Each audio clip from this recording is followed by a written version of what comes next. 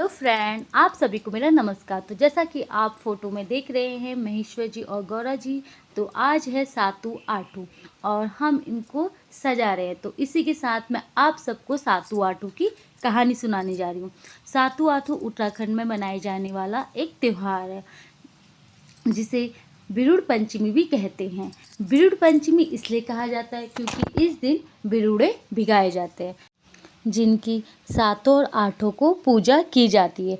बिरुड़े 5 प्रकार के अनाजों से भिगाते हैं, जिन्हें एक तौले में, जो तांबे का तौला होता है, में पंचमी को भिगा दिए जाते हैं। उस बर्तन के बाहर 5 जगह थोड़ी थोड़ी गाय के गोबर लगाया जाता है, जिसमें दूबा, घास और टीका लगाया जाता है। इसके साथ साथ इस बर्तन में एक गेहूं की पोटली रख देते हैं।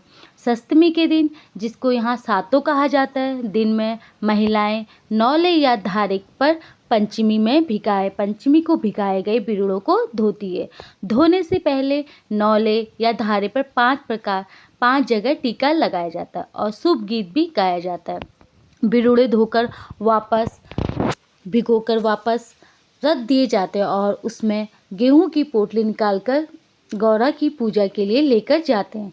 पोटली वाले गेहूं के साथ साथ फूल, फल और पूजा की सामग्री लेके जाते हैं। सभी महिलाएं महेश्वर और गौरा जी का श्रृंगार करती है और फिर पंडित जी से पूजा कराई जाती है। उसके बाद पूजा होने के बाद महिलाएं भजन, कीर्तन और नृत्य करती हैं। फिर दूसरे दिन अष्टमी को सभी महिलाएं इकट्ठा होती हैं, पूजा कराती हैं। पंडित जी से पूजा कराए जाने के बाद इस दिन महिलाएं सातों आठों की कहानी सुनाती हैं।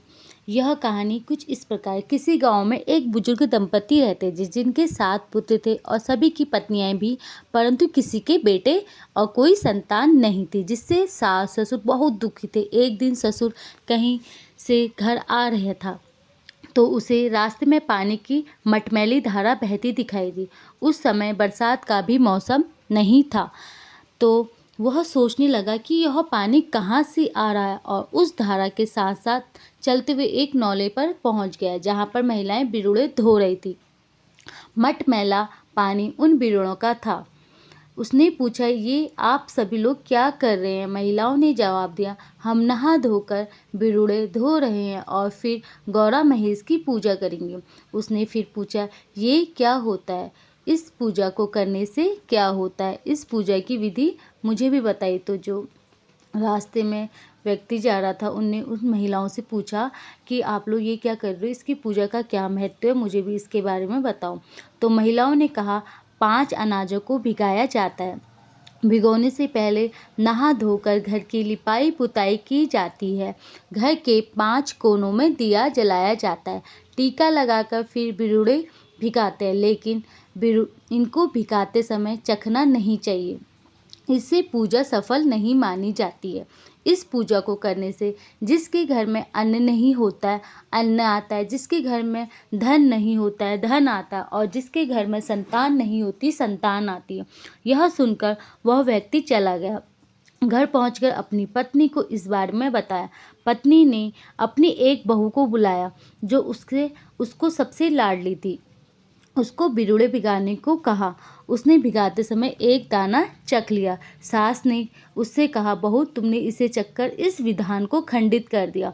फिर अपनी दूसरी बहू को बुलाया, जो भी उसकी लाडली थी, पर पहली वाली से कम। उसने भी बिरुड़े भिगाने से पहले चख लिए। ऐसा करते करते सास ने 6 बहुओं को बोला और सभी ने भिगोने से पहले बिरुड़े चख लिए। अब एक बहू बची थी, जो सास को पसंद नहीं थी। उसे बाहर के सारे मुश्किल काम कराए जाते, जैसे गोट के बाहर खेती बाड़ी। वो 6ठी 7वीं बहू को सास बिल्कुल पसंद नहीं करती थी, उसे बाहर के काम कराती थी। उसके साथ ठीक व्यवहार नहीं करती, उसके साथ व्यवहार भी ठीक नहीं करती थी। इसलिए उसे सबसे आखिरी में उससे कहा गया कि तुम बिरुड़े भिगाओ। बहू ने नहाया, दिया जलाया और बिरुड़े भिगा दिए। उसका पति भी घर पर ही था। कुछ महीनों में बहू गर्भवती हो गई। दूसरी सातों आठों आने से पहले उसका पुत्र भी हो गया। घर पर घर में एक संतान तो थी, पर उस बहू की थी जिसको सास पसंद नहीं करती थी। सास ने अपने पति से कहा कि बड़ी मुश्किलों के बाद घर में संतान आई है, तो पंडित से इसका विचार तो करना पड़ेगा। पति ने कहा ठीक है, मैं पंडित जी के पास जाऊंगा। इस बीच सास खुद पंडित को जाकर पैसे दे आई और बोली कि आज मेरा पति आपसे बच्चे के बारे में बात करने आएगा, तो आप बोलना यह संतान अन्न धन और परिवार की सुख समृद्धि के लिए ठीक नहीं है। पंडित जी भी मान गए। कुछ दिन बाद फिर सातों आठों आने वाली थी। सास ने बहू को कहा कि बहू, मुझे खबर मिली है कि तेरे मायके में तेरे पिताजी की मृत्यु हो गई। तेरी माँ शोक में है, तुझे वहाँ जाना चाहिए। तू बच्चे की फिक्र मत कर, मैं इसका ध्यान रखूंगी। बहू रोती बिलखती अपने मायके पहुंची। जिस दिन वह पहुंची उस दिन आठों थी। मायके में पूजा चल रही थी। उसको देखकर उसकी माँ ने पूछा, बेटी तेरा कुछ ही दिन पहले पुत्र हुआ है और आज पर्व का दिन है, पर तू यहाँ क्या कर रही है? बेटी ने माँ को पूरी कहानी बताई। माँ ने कहा, बेटी मुझे कुछ ठीक नहीं लग रहा है, तेरे पुत्र को कुछ हो सकता है, तू वापस घर जा। माँ ने बेटी को सरसों दिया और कहा कि तू रास्ते में ये सरसों फेंकते हुए जाना। अगर ये सरसों जमकर हरे हो गए तो समझना तेरा पुत्र जिंदा है। इसी बीच सास अपने पति को पंडित के पास जाने को कहती है और पंडित सब बातें उसे बोलता है जो सास ने बोलने को कही थी। हताश ससुर घर लौटता है और बताता है कि इस घर में एक ही संतान है और वो भी अपशगुनी है। सास मौके का फ़ायदा उठाकर बोलने लगती है, ये सब किस्मत की बात है, अब हमारे पास एक ही रास्ता है इस बच्चे को मारने का। और वह बच्चे को ले जाकर पास ही के पानी से भरे नौले में गिरा आती है।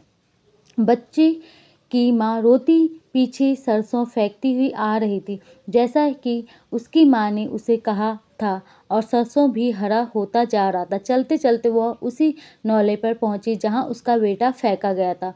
वह नौले पर रुकी और दूध से सनी छाती को धोने लगी, तो बच्चे ने माँ के गले में पहनी डोर पकड़ ली और फिर माँ ने उसको बाहर निकाला। वह बच्चे को लेकर घर गई। सास ने देखकर पूछा, बहू ये बच्चा तो मैंने मरने के लिए फेंक दिया था, तुझे कहाँ से मिला? बहू बोली, सासू माँ, आपकी करनी का फल आपको और मेरी करनी का फल मुझे। मैं हमेशा लोगों की भलाई करती हूँ। किसी का बच्चा रोता है तो उसे चुप कराती हूँ, किसी के जानवर खुल जाते हैं तो उसे बांध देती हूँ, और किसी का अनाज भीग जाता है तो उसे संभाल देती हूँ। इसीलिए आज मेरे कर्मों का फल मुझे मिला है। सास बोलती है, सही कहा बहू, मैंने कभी किसी का भला नहीं किया। किसी का बच्चा रोता था तो मैं उसको और 2 थप्पड़ मार देती थी। किसी के जानवर बंधे होते थे तो मैं उन्हें खोल देती थी। अनाज सूख रहा होता है तो मैं उसे भिगा डालती थी।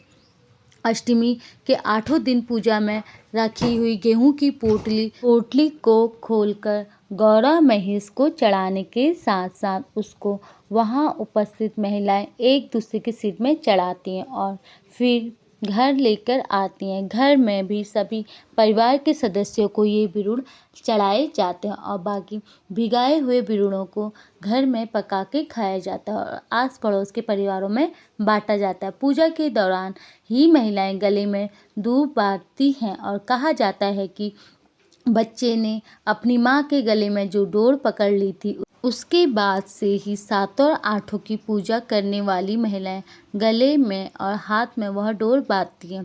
फिर अष्टमी के दिन शाम के टाइम पे सभी महिलाएं पूजा भजन कीर्तन करने के बाद महेश्वर जी और गौरा जी की टोकरी लेकर उन्हें अपने पास के ही मंदिर में लेके जाती है। फिर वहाँ उन्हें अच्छे से रख के आती हैं, उनकी पूजा अर्चना करके फिर सभी अपने अपने घर को चले जाते हैं। फिर दूसरे दिन उन बिरड़ों को जो हमने भिगा के घर में रखे होते हैं उनको बूंद बांध के अच्छे से खाते हैं। तो ये थी सातों आठों की कहानी। और अभी देखिए आप, हमारी सातों आठों की तैयारी भी चल ही रही है। अभी हमारी शिव गौरा जी तैयार नहीं हुए, ये उनके सामान है उनको पहनाने का। और ये देखो बच्ची है जो खूब, ये देखिए हमारी गौरा माँ तैयार हो रही है अभी।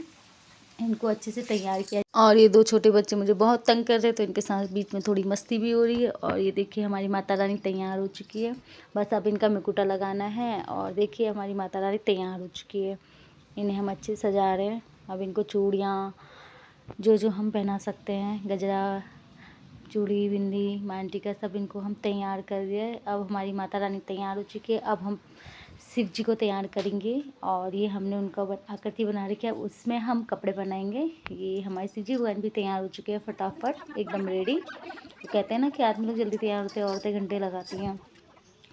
तो हमारे भगवान जी अब रेडी चुके हैं और उनकी पूजा का कार्यक्रम शुरू हो चुका है। और देखिए हमारे भगवान जी कैसे लग रहे हैं। अब पूजा होगी और पंडित जी भी आ चुके हैं। अब हम सब महिलाएं मिलकर पूजा करेंगे।